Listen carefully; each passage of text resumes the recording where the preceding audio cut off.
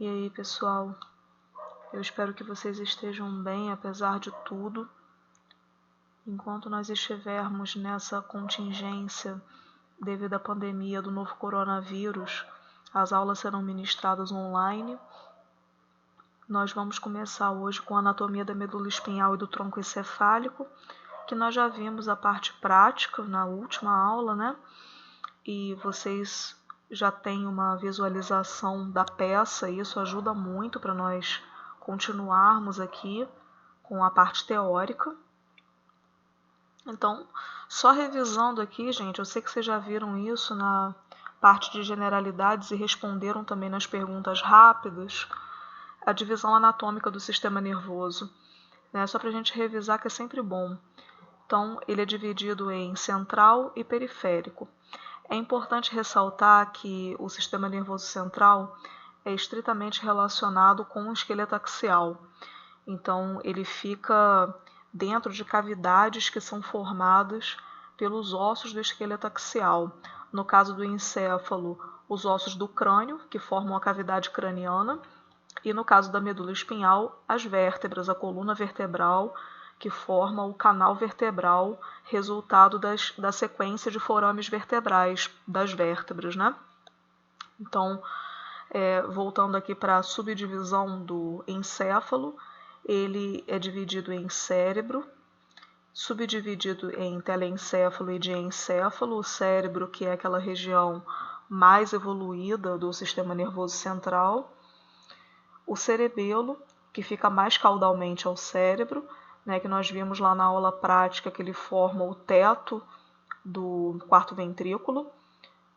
Ele é responsável pela manutenção dos movimentos automáticos, dos movimentos aprendidos ali, da correção dos movimentos também e pela manutenção do equilíbrio juntamente com o sistema vestibular. O tronco encefálico, que é objeto dessa aula junto com a medula espinhal, que é uma parte mais antiga, onde nós temos ali muitos centros de formação reticular, de controle visceral do sistema nervoso autônomo, e também a grande maioria dos nervos cranianos se originam do tronco encefálico. Então ele é uma parte ali do sistema nervoso central de extrema importância. Inclusive, uma lesão do sistema do tronco encefálico é incompatível com a vida, pessoal. A gente vai ver isso mais para frente nessa aula, mas também na próxima, que é a parte de estrutura da medula espinhal e do tronco encefálico. Então, ele é subdividido mais rostralmente em mesencéfalo. Na parte média nós temos a ponte, e na parte mais caudal nós temos a medula oblonga ou bulbo. O bulbo a gente pode até acrescentar essa nomenclatura aqui, bulbo. Eu não sei escrever com isso aqui, gente, minha letra vai sair, ai meu Deus, vai sair horrorosa, olha isso, gente, que horror. Mas eu vou manter, pelo menos vocês riem um pouquinho, né? Deixa eu apagar logo essa vergonha. E a medula espinhal, que é aquele cilindro de tecido nervoso achatado dorso-ventralmente que nós vimos de forma bem abrangente lá na aula prática, a gente vai recordá-la aqui. O sistema nervoso periférico, que é dividido em nervos espinhais e cranianos.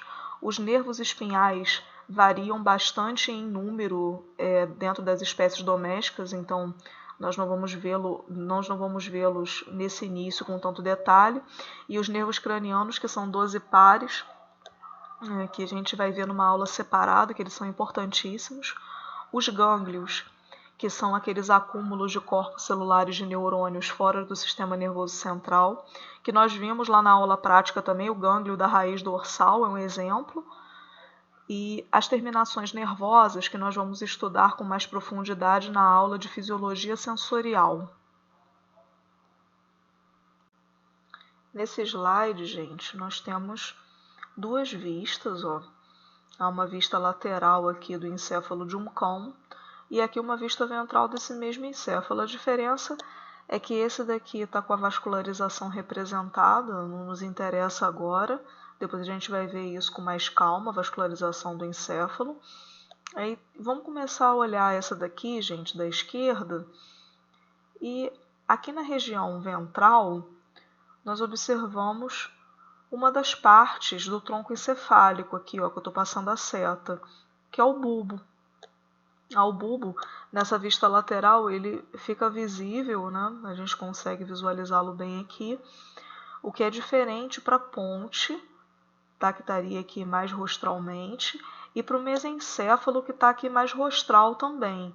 Tá? Por que a gente não consegue visualizar nessa vista ventral? Porque o telencéfalo, que é essa região aqui, ó, do cérebro, cresce superficialmente a essas estruturas que eu estou falando. O diencéfalo também. O diencéfalo estaria aqui, ó, tá? Nessa região, e a gente não consegue visualizar bem porque o telencéfalo está presente. Essa é uma vista bem superficial, né? Outra estrutura que a gente consegue observar aqui, ó, muito importante, é o cerebelo. O cerebelo dorsalmente ao tronco encefálico. O cerebelo formando o teto do quarto ventrículo. E a gente viu lá na aula prática também a fossa romboide, que é aquela cavidade formada aqui na região dorsal do tronco encefálico, que é o assoalho do quarto ventrículo, né? Outra coisa que a gente consegue ver aqui também, pessoal, é o início da medula espinhal, a sua parte mais cranial. Ela está se continuando aqui, ó, do bulbo, tá na direção do canal vertebral, ó, do animal, que estaria para cá, ó. A coluna vertebral do animal estaria nessa direção aqui que eu estou apontando, o caudal. Se a gente for pegar a ferramenta caneta aqui, ó, a gente pode tracejar, só para ter uma ideia de delimitação, o osso occipital,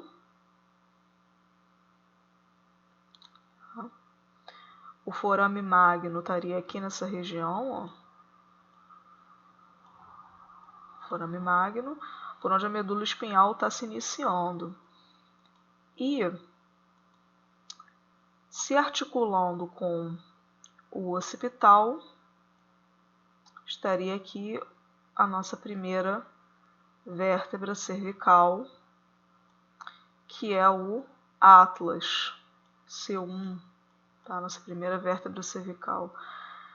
Outra coisa legal que a gente pode observar nessa figura também, pessoal, vou colocar o zoom, ó, é esse cara aqui, ó, que é o C1, é o primeiro par de nervos espinhais que está emergindo. Logo que a medula espinhal passa pelo forame magno, ela já emite esse primeiro par de nervos espinhais aqui, o C1. Então ele sai entre o occipital e o Atlas. Se a gente for olhar aqui nessa figura de vista ventral, ó, é ele aqui, ó. O primeiro par de nervos espinhais, então.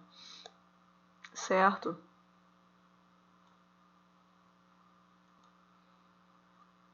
Agora, continuando, se a gente for representar essas mesmas estruturas aqui nessa figura de vista ventral, gente, bom, nós teremos o osso occipital aqui.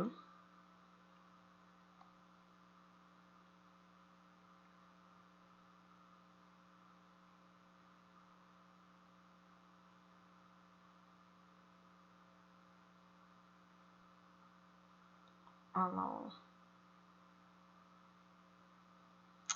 Totalmente bizonho e assimétrico, mas é isso aí.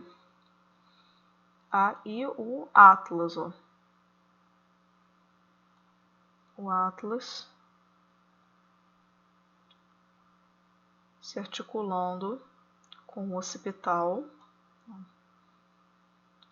e o primeiro par de nervos espinhais emergindo daqui. Então, pessoal, daqui para caudal, nós estamos na medula espinhal. Agora, se a gente pegar essa figura aqui e observá-la com mais atenção, nós vamos conseguir observar muito bem os 3 segmentos do tronco encefálico, diferentemente dessa vista lateral, onde nós só conseguimos observar o bulbo. Ó, Na parte mais caudal aqui nós temos o bulbo, que tem essa forma triangular, ó, com muitos nervos cranianos emergindo, tá? Tendo as suas origens aparentes ali. A ponte, que é essa região aqui, e o mesencéfalo, que é essa região mais rostral. A ponte é a região média. Se eu diminuir o zoom e pegar uma caneta roxa, nós conseguimos delimitar o bulbo.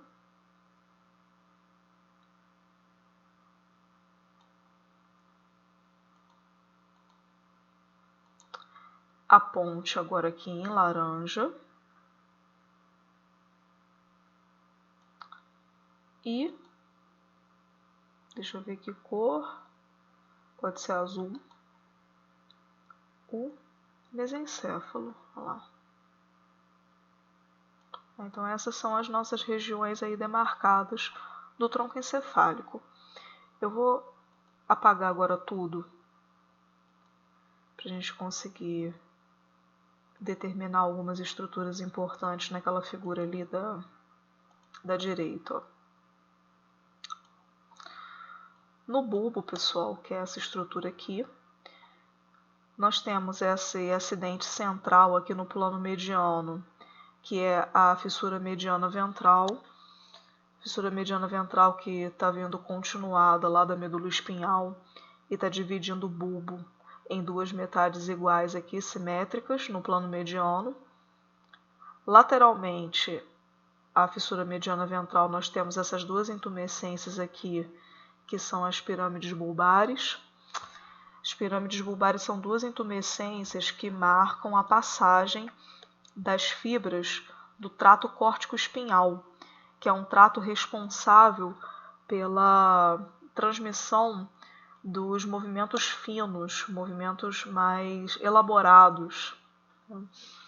Eu até comentei com vocês lá na aula prática que quanto mais capacidade de movimentação fina uma espécie tem, mais desenvolvidas são as suas pirâmides bulbares. Mostrei para vocês lá uma peça de equino que nós temos, né, e vocês viram quanto que as pirâmides dele são baixas, são pouco desenvolvidas, né, são rasas. E a do cão, né, que é a que está representada aqui, é a peça que nós temos lá também, elas são bem mais altas. Aí perguntei para vocês, o que vocês acham da gente comparar uma do equino, as pirâmides do equino e as pirâmides do gato? Qual que vocês acham que seria mais desenvolvida? Vocês me responderam na hora que seria a do gato. O gato tem muito mais capacidade de realização de movimentação fina do que a do equino, que tem a sua mobilidade reduzida a praticamente só flexão e extensão, certo? Então, no equino elas são menos desenvolvidas. Se a gente avançar um pouco mais caudalmente aqui, pessoal, ó, nós vamos chegar numa região aqui das pirâmides bulbares em que a fissura mediana ventral é ocupada, ela some. Por quê? As fibras, né, os axônios que estão passando aqui, ó, do trato córtico-espinhal, formando as pirâmides, estavam desse lado aqui e cruzaram obliquamente para cá. Acontece a mesma coisa desse lado. As fibras estavam descendo para cá, ó, e cruzaram obliquamente para cá. Trocaram de lado. Essas fibras do trato córtico-espinhal são eferentes, são motoras, então elas estão descendo, elas estão indo na direção da medula. Quando elas cruzam aqui, ó, o plano mediano para mudar de antímero, mudar de lado, do direito para o esquerdo e vice-versa, elas formam uma decussação. Tá? Uma decussação é a troca de lado, né, o cruzamento de fibras pelo plano mediano no sentido oblíquo. Então, se a gente fosse pegar para passar aqui a caneta, para vocês poderem visualizar, vocês imaginem aqui, ó, que eu tenho uma fibra desse trato córtico-espinhal direito aqui, ó, que está descendo, e ele cruza aqui na região da decussação das pirâmides para se continuar do antímero oposto. A mesma coisa vai acontecer com uma fibra que porventura esteja vindo aqui do trato córtico-espinhal Ó, ficou torto. Do trato córtico-espinhal esquerdo, ó, desça e cruze aqui o plano mediano para o lado direito. Ó. Então é exatamente isso que elas fazem. Por isso que a fissura mediana ventral aqui nessa altura fica oculta, ela fica ocupada por essas fibras que passaram por aqui, viu? Gente, eu fui dar uma olhada na edição do vídeo e eu percebi que tem uma interferência muito estranha nesse slide aqui. Nos outros slides isso não acontece. Então eu já peço desculpas porque isso está acontecendo aqui. Eu não estou conseguindo corrigir, mas eu acredito que dê para ver a explicação, dê para ver a figura numa boa, tudo bem? Então, ó, continuando, eu estava falando aqui da decussação das pirâmides, isso a gente já encerrou. E agora a gente dá uma olhadinha aqui na lateral, nas laterais das pirâmides, na região da decussação, e nós vamos encontrar a origem aparente do último par de nervos cranianos, o 12º, que é o nervo hipoglosso. A gente deve relembrar de morfo locomotor que aqui no osso occipital nós temos 2 forames, né? Justamente nessa região aqui, que são os canais para o nervo hipoglosso, é para onde esse nervo vai passar, se direcionando para a língua, né, que é o seu alvo motor, é o nervo motor da língua. Na lateral aqui nós também podemos identificar a origem encefálica do nervo acessório, que é o 11º par, mais rostralmente a origem aparente do nervo vago, o 10º par craniano, nervo vago aí que a gente estudou com bastante amplitude em morfodigestório, né? A gente já veio falando dele aí bastante, sistema nervoso autônomo parasimpático. Rostralmente, nós temos a origem aparente do nervo glossofaríngeo, que também é um outro nervo aí importante para a região ali da faringe, da laringe, reflexo de deglutição e da tosse, junto com o nervo vago. E agora, pessoal, eu quero ressaltar para vocês essa estrutura aqui, que nós vimos lá na aula prática também, que é o corpo trapezoide, os 2 corpos trapezoides aqui. Ó. Os corpos trapezoides são conjuntos de fibras que fazem parte do sistema auditivo e do sistema vestibular. Se a gente der uma olhada aqui na lateral dele, ó, nós temos essa origem aparente aqui do nervo vestíbulo coclear, tá? Que é o nervo da audição e do equilíbrio. A gente vê que o corpo trapezoide é praticamente uma continuação aqui, ó, do nervo vestíbulo coclear. Ainda aqui na região do corpo trapezoide, que eu estou mostrando com a mãozinha, nós temos a origem aparente do nervo facial, que é o 7º par craniano. Mais medialmente aqui, entre o corpo trapezoide e a pirâmide bulbar, nós temos a origem aparente do nervo abducente, que é um dos nervos motores do globo ocular, junto com esses aqui, ó, que nós vamos ver mais adiante. E aqui, gente, na lateral do sulco bulbopontino, né, que é o nosso limite aqui rostral entre o bulbo e a ponte, nós temos a emergência aqui da origem aparente do nervo trigêmeo. O nervo trigêmeo aí, que é um nervo importantíssimo para a musculatura da mastigação, para a sensibilidade da região da cabeça, que a gente vai ver na aula de nervos cranianos. Tudo bem? Então, do bulbo, nessa região ventral aqui, eram as estruturas que eu queria mostrar para vocês, gente. Se nós avançarmos agora aqui para a região da ponte, ó, essa ponte, a ponte tem essa grande rede aqui de fibras transversais que a gente consegue ver, ó, com a mãozinha aqui, a gente vê que as fibras têm essa disposição transversal, porque a grande maioria delas está se direcionando para o cerebelo, que está dorsal aqui, ó, através do braço da ponte, que nós vimos lá na aula prática, e vamos ver aqui nessa aula também. E a gente observa que nessa região mediana da ponte nós temos um sulco, que está aqui apontado de número 13, ó, que é o sulco basilar, que na verdade é uma impressão de uma das mais importantes artérias que vão nutrir o encéfalo, que é a artéria basilar, tá? Que está passando aqui. Como ela está sob pressão dos ossos ali, ela acaba deixando uma impressão na ponte, certo? Agora, pessoal, aqui nas laterais da base da ponte, entre a base da ponte e os pedúnculos cerebrais, que já é região de mesencéfalo, nós vamos encontrar essa origem aparente aqui do nervo troclear, o quarto par craniano, que é um dos nervos também motores do globo ocular, só que não se enganem, ele na verdade não está saindo daqui da região ventral, ele está saindo da região dorsal lá de cima e está dando a volta para aparecer aqui. A real origem aparente dele não é aqui, tá, gente? Ele é o único nervo craniano que se origina dorsalmente e não ventralmente, como todos os outros que vocês estão vendo aqui, ó. Tudo bem? Agora a gente avança para a região do mesencéfalo, que é essa daqui, ó. Na vista ventral do mesencéfalo, o que a gente consegue observar bem aqui são essas duas regiões aqui mais altas, essas duas intumescências aqui, que são os pedúnculos cerebrais, ó. Pedúnculos cerebrais. Entre os dois pedúnculos cerebrais, nós temos aqui de número 22 a fossa interpeduncular. E a gente vê que de cada um desses pedúnculos cerebrais estão saindo essas duas origens aparentes aqui, ó, de número 3, que é a origem aparente do nervo oculomotor, tá? Que é o principal nervo motor do globo ocular. Tá? E, bom, se a gente avançar mais rostralmente, pessoal, a gente já vai entrar na região do diencéfalo aqui, ó, mais precisamente do hipotálamo. E dessas regiões eu não vou falar agora, porque a gente ainda vai ter aula de diencéfalo, a gente ainda vai ter tempo para abordar essas outras estruturas aqui do telencéfalo também.